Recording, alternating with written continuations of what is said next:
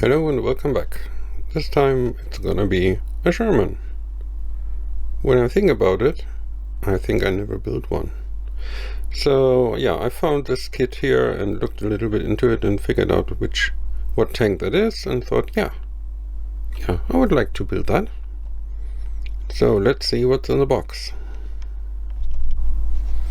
So I already took off all the plastic. Every sprue was of course wrapped into plastic and it's still here on the decals. And as you can see, they do have more or less the generic stuff and nothing about Bastogne, which I would probably want to have. Yeah, we will find a solution to that. Here we have the main sprue. Let me separate those a little bit. Yeah, it's exactly three. Two parts of the hull, tracks, some vinyl caps, I guess for running gear or something, and a manual.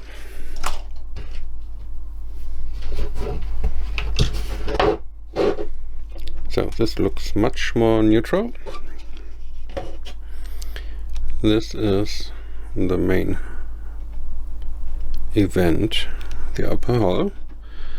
So it has detail, it has a little bit of texture,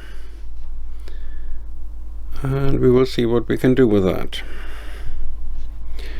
Thing is, yeah, it's one piece, so it's nothing to open here or anything, so it is the way it is. The lower hull is about, yeah, nothing fancy here, it's just a little bit of bolts and stuff on the side where the bogies go.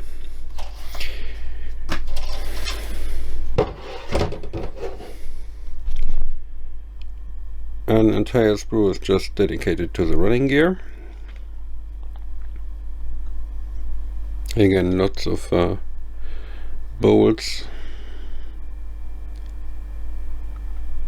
And here in the bogies here, I hope it is visible, they do have this numbering from the casting on those parts, and one at least on the hull itself.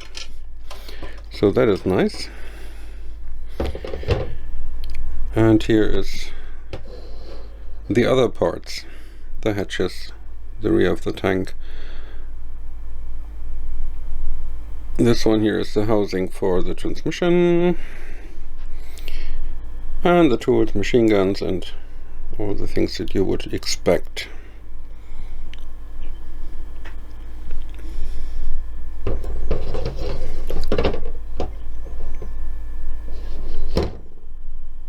I wonder if this is here for the front, where they had some extra stowage, because they do include these wooden crates. And somehow every Sherman had this wooden board or something in the front, and lots of stuff put on top of that, so kind of have to. So, and here we have the front plate, again a little bit of texture.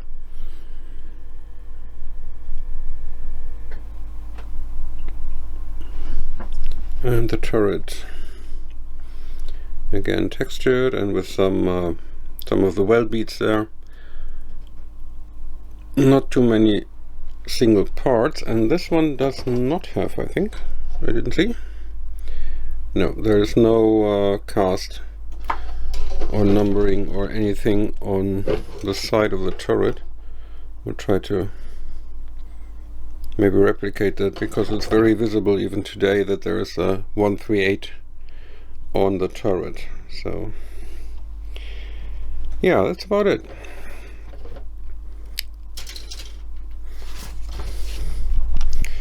And we have the manual.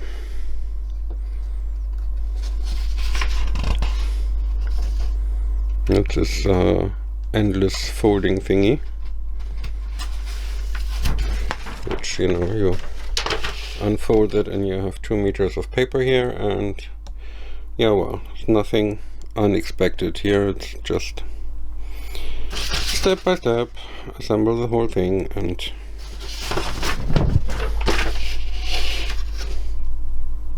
to paint it. There's ammunition included, that's cute. And where to put the decals, even that is explained here.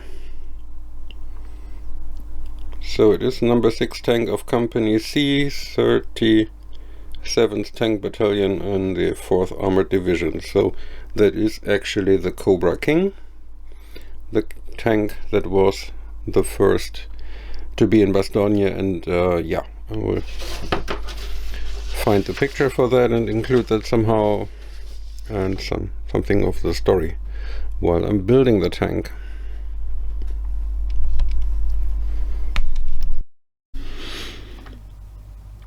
So while I'm assembling the model, let's talk about what's so cool about the Shermans.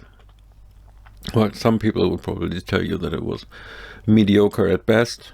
The gun was not very good. The 75mm was underwhelming. It had trouble to penetrate heavily armored tanks, and the Sherman itself was not very well armored. Burst into flames every 5 minutes, and yeah, was altogether not a very good tank. Now, usually those people are not really comparing the right vehicles, and they forget that the tanks were designed and built in the United States, but they were never used there. The Sherman, and basically the entire US armed forces, are kind of an expeditionary force, if you will. So everything had to be transported to the battlefields. So the job was, or the task was, to develop a tank that the US armed forces could use on all the battlefields that they kind of have to. Why is there a ship coming now?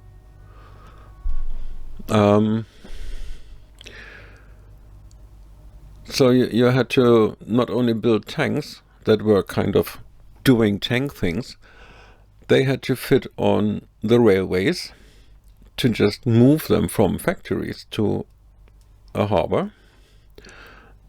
So all the transportation to there had to be done. They had to be handled with cranes, fit into cargo ships, so they couldn't exceed certain weight, because then the cranes would just say, sorry, cannot lift that. And you had to unload those ships whenever you reach your destination. And then again, you had to transit from a port of arrival to the actual battlefield. So the United States could probably have built Tiger tanks, but yeah, that doesn't help much if you have to fight all around the globe, right? So, and the other thing is that the battlefields were everywhere. It was the jungles in the Pacific, there was the desert in Northern Africa, it was the kind of rainy, shitty climate of Northern Europe, and the tanks had to work in all those conditions, and preferably reliable work in all those conditions. And another thing that the Americans had was they didn't have much of an army before the war actually broke out. So a lot had to be built, or even designed first and then built, and they didn't have professional soldiers. So lots of people were recruited, just, well, ordinary people. You are becoming a soldier now, and this is your new tank, and people had to learn how to operate that and how to maintain such a vehicle. And the Sherman was very good in that as well, because it could be, with a very little training, it could be operated and maintained by just ordinary soldiers. The German tanks, not so much.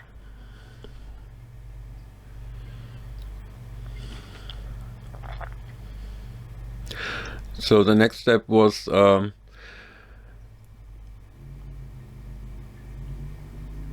something.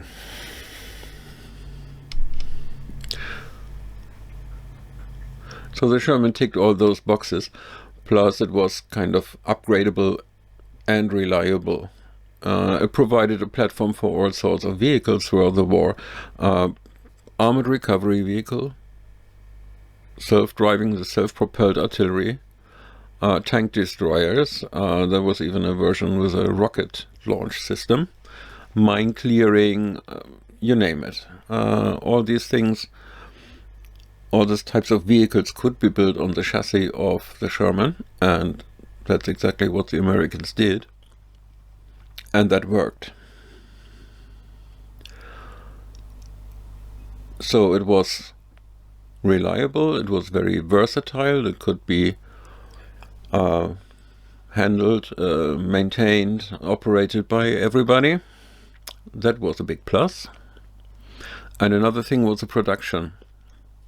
The Americans didn't have so many tank factories, but what they did have was, well, car manufacturers and railway. And those already existing factories could be modified. Some people built new factories, of course, or at least some new branches of production, but it was comparatively easy to switch to a wartime production and just call Ford or General Motors and say, hey, you have to build tanks now. And that was done.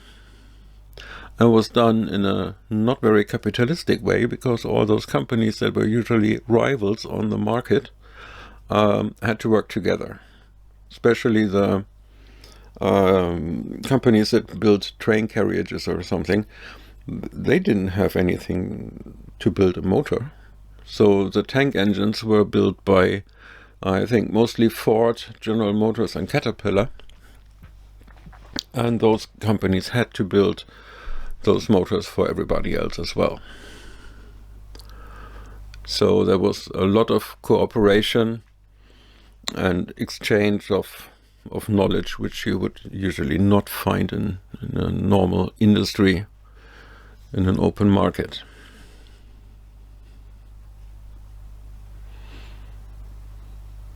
One more thing about the nomenclature of these vehicles. It was the M4. And then we have all the variations, M4, A1, A2, A3, and so forth, and even sub models like this one here, the M4A3E2. That doesn't mean that an A1 is better or newer or more powerful than the standard M4, or the M4A3 was newer than the M4A1. They were all built simultaneously. That was different models, different engines very often, that made the difference between the A1 and the A2, and all of that was built parallel by different manufacturers.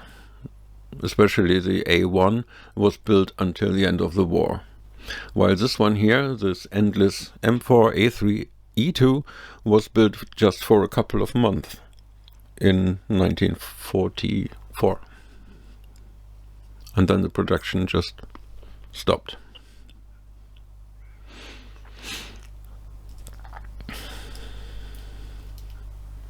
So another factor that went into all this thought process is the American fighting doctrine back in the day, which had to be developed and changed throughout the war, just as the rest of the entire army, basically. So the idea was to have tanks and infantry supporting each other, the tanks being like the armored fist, working with infantry to push the attack. And some people would say, yeah, but they were never supposed to fight other tanks. They were. It was kind of inevitable. If you send your infantry together with tanks to push the attacks, you can expect the enemy to do exactly the same. And so Shermans were supposed to fight other tanks just as well. The Americans had the tank destroyer branch, But those were more supposed to deal with counterattacks. The tank destroyers would not just run forward and, chase enemy tanks. They would be ambushing and waiting for counterattacks or just in general enemy attacks. So they were not just there to take the Sherman's job or something.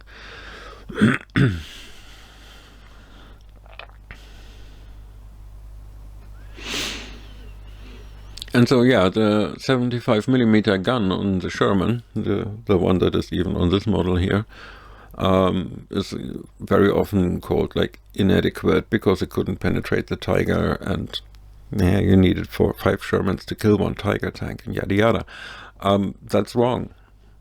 The Sherman was designed and built as a response to the German armies attacking Poland and France. The first Germans came onto the battlefield in summer of 1942. There were no Tigers there. So the Americans saw what was going on the battlefields in 1939 and 1940 and said, okay, this is what we have to deal with. And that is Panzer III with a 37mm anti-tank gun, and the Panzer IV with the short howitzer. And Shermans were perfectly adequate to deal with that threat, not to mention the German Mark I and II tanks. So that is what the Sherman was designed to do, and there's nothing wrong with that, I would think. So on the 1940 battlefield in France, a Sherman would be a perfect machine. Of course, things are being developed and changed and modernized. New machines come into play, and finally the Germans came up with the Tiger. But that was another plus for the Sherman. The Sherman could be modernized, could be upgraded, if you will, to deal with such tasks as well. I mean, the most famous one is probably the British variation, the Firefly, which got a little bit too big of a gun, but the Brits made it work, put in their 17-pounder, and had a very powerful gun in a standard Sherman, basically. That was no deal. That was just the reaction of, oh, the Germans have better tanks now. They have the Panzer IV, they had the 75mm gun that was very good. And yeah, the Tigers showed up and things like that. So yeah, we need to react to that, and that was done, and it could be done on the basic Sherman models. So not too shabby in that perspective.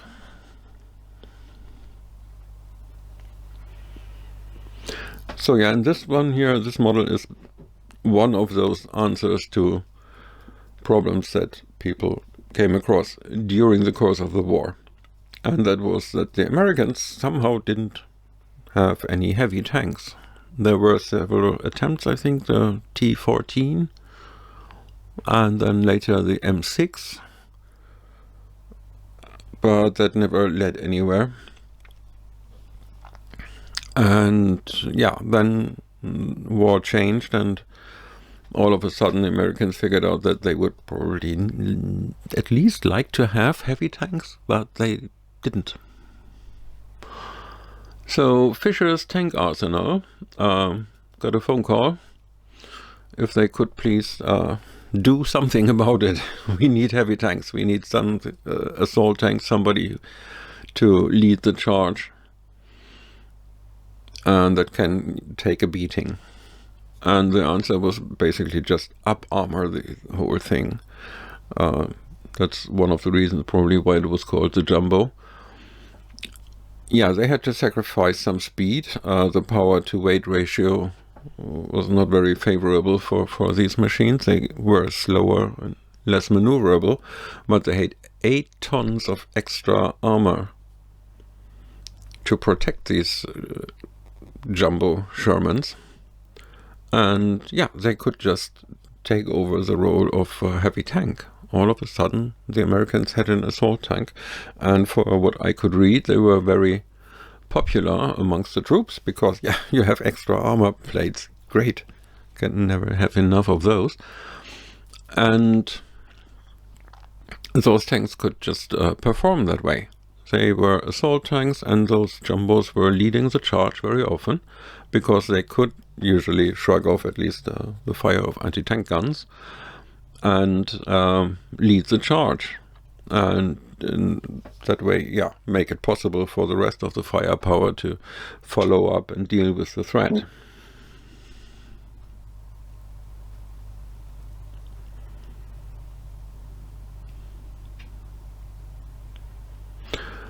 So, and finally this one here, I was thinking to make the most famous of the jumbo tanks, but I'm too stupid to write properly, and the model is like not very cool, and there were no decals included, so I would have to write the whole inscription myself, and I can't, so it's basically the most famous tank the day it was delivered to the troops, without all the writings and markings on it.